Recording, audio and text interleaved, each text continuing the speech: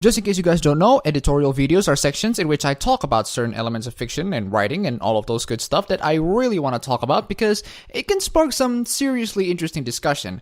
This time, let's talk about the no-killing rule. To be perfectly honest, although I absolutely love my superhero shows, I absolutely hate it that they have to always conform into the no-killing rule. Here's how I view it. The no-killing rule is not a black and white issue. It's more of a lawful and chaotic issue. I'm gonna say that the extreme of the side is no better than the extreme of the other side. They both have flaws and merits, so treating them as if one is a godsend just a wrong thing to do. Since superhero stories have started to get closer and closer to reality, the superhero elements and the morality being introduced into the story tend to get grayer and grayer, and that includes the implementation of the no-killing rule. I don't mind superheroes using this no-killing rule. In fact, I want them to use this against people who are not entirely criminals by choice. However, time and time again, there are supervillains that challenge the superheroes on the notion of using these respective rules. There are supervillains that are better off dead than actually live, at least in my opinion. That brings us to the Joker. The Joker is the one person that brings a clear-cut black and white Batman story into a whole new level of gray. This also extends into a lot of superheroes and supervillains on the DC universe. So let's talk about the no-killing rule and, in my honest opinion, the flaws of their implementation.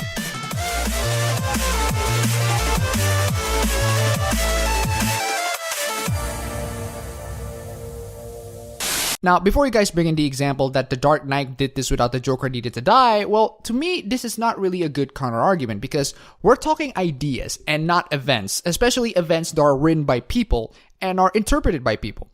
To illustrate this point, there's a story where Superman kills and becomes an evil dictator, and stories where Superman kills and doesn't become an evil dictator. Who's the right here? Neither, because those are fictional events written by people who have different interpretations of how things work. We should be talking about ideas. We should keep our focus on the idea of superheroes versus supervillains and the morality of the no-killing rule, not the events that already happened or maybe the slippery slope nature of this no-killing rule, which we'll probably get to that in the future. For now, let's talk about the Joker. Let's ask Batman directly. Did he ever give any comments on the no-killing rule? Yes, he did. And it makes me hate him even more. You don't understand. I don't think you've ever understood. What? What, your moral code just won't allow for that?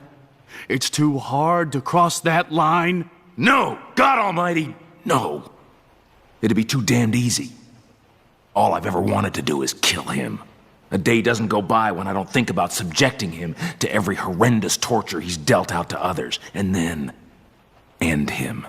Aw, so you do think about me.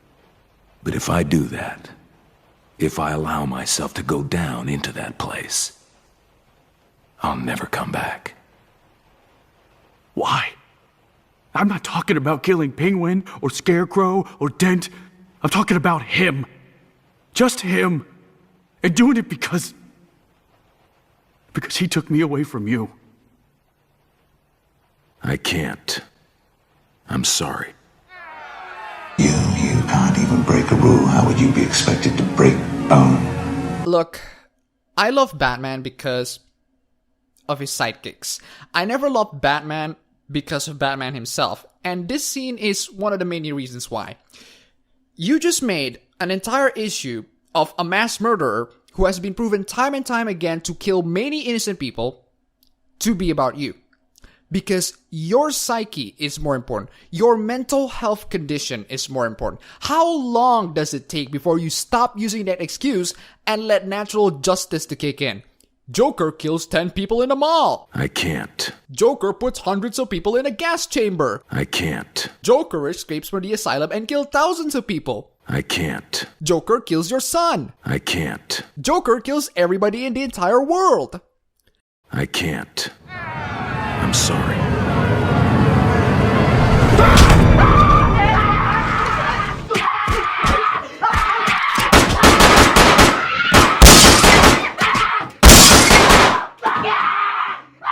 Joker knows that this fight will never ever stop. You won't kill me out of some misplaced sense of self-righteousness. And I won't kill you. Because you're just too much fun.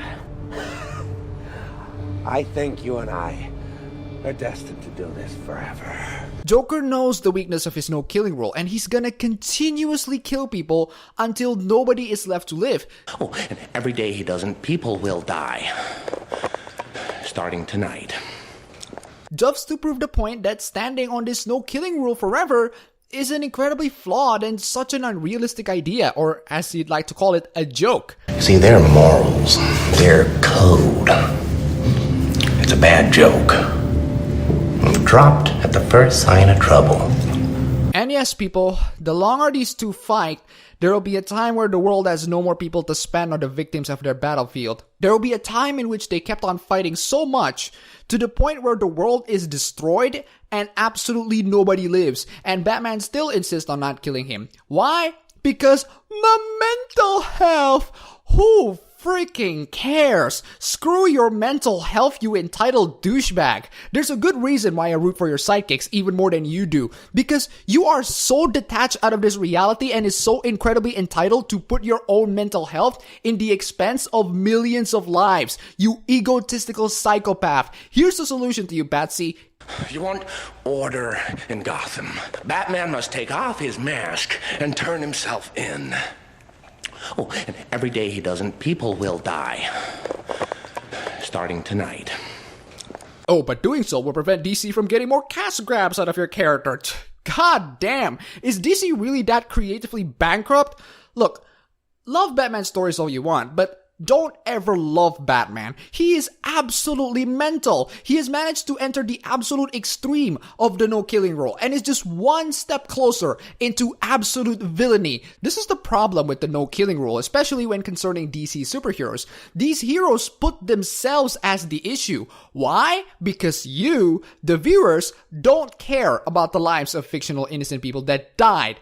Do you? You only care about Batman. You only care about Batman versus Joker. You only care about their tiresome variations of them fighting the living crap out of each other. You don't care about the lives of hundreds and thousands of people that were sacrificed thanks to them constantly in and out of each other. Now, my entire excuse is, of course, but my innocent people. This wouldn't have been a problem, except Batman's entire excuse for taking down criminals is my innocent people. So Batman is not only egotistical by projecting his mental health issues, but he's also completely going against his own mission because of his mental health issues.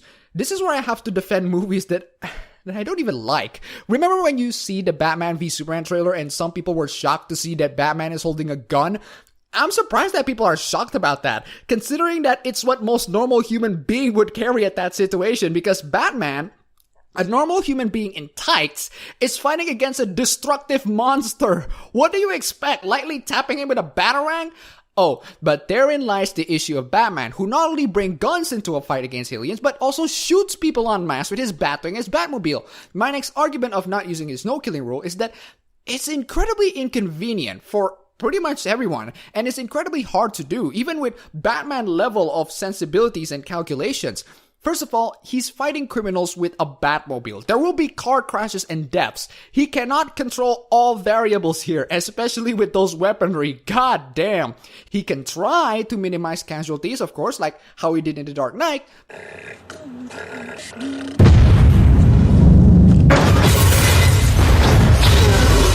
But people will die anyway, and it's hard to control those situations. Just look at how desperate DC tries to make Batman to not kill everyone by changing the tanks in Arkham Knight to be robot drones. Second, how can you guarantee that every single punch that Batman landed in Arkham Knight guarantees a knockout? If anything, a punch from Batman, especially with that suit of him, which obviously is gonna strengthen him in some way, is gonna not only break some serious jaws, but instantly kill some people. It's not only gonna hurt, but it'll send you into the nearest morgue. And third, you know what he could have done other than just punch everybody? Avoid confrontation? Focus on the target? He's the master of stealth, right? He can just try to sneak his way past the enemies. Now, let me ask you, dear viewers, what happens when these superheroes put their moral growth in the front and when genuine life-ending threats came in from outer space? Yeah, Darkseid just massacred like millions and millions of people. Then Batman comes in and he goes, oh, it's alright guys, we're not gonna kill him, we're better than the villains. We're so much better than the villains. I really hate that argument as well. Again, we're talking about the DC universe here. The normal criminals mean jack to these superheroes. Of course they're not gonna kill them, but big players like Darkseid and Ra's al Ghul and Vandal Savage, they're gonna unleash their army to pretty much kill everyone that they don't like. These innocent people that you're trying to save honestly don't really care about whether or not you're better than the villains. The only thing that they care about is whether or not you can save them. Killing them or not is completely irrelevant, to be honest, as long as the threat is not gonna be put on them. Now, you might be arguing that this is comic book superhero stories and therefore I shouldn't question this stuff, but again, superhero stories right now tries their hardest to conform into the standards of reality. You can have stories with unrealistic premises like Batman versus Superman, but in my opinion, you cannot have unrealistic human. You need humans that think like actual human beings. Humans in comic book can be written to think that the heroes are better thanks to saving the lives of the villains, but human beings in real life are gonna go absolutely batshit crazy when Batman decides to save Joker's life, or Flash trying to save Reverse Flash's life. To me, a superhero is someone who saves lives. In this day and age, it's really hard to judge whether or not someone should die or not, and we have felt that dilemma throughout our lifetime. We still don't know whether or not we should just kill mass murderers or just sentence them to life. However, in real life, escaping from prison isn't the norm for these psychopathic nihilistic serial killers. In the comic realms, it's pretty much Friday. You can take the Joker to prison, but he'll get out of there in less than a week to continuously bring massacre to everyone. You can take General Zod to a Kryptonian prison of some sort, but what guarantees him from not escaping out of that prison and cause even more innocent lives? You can even try your hardest to knock down someone like Darkseid, but again, how can you imprison him? How can you take down someone like him?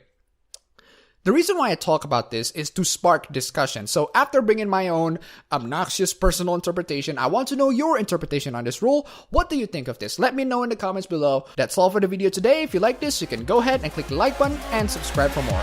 Thanks for watching.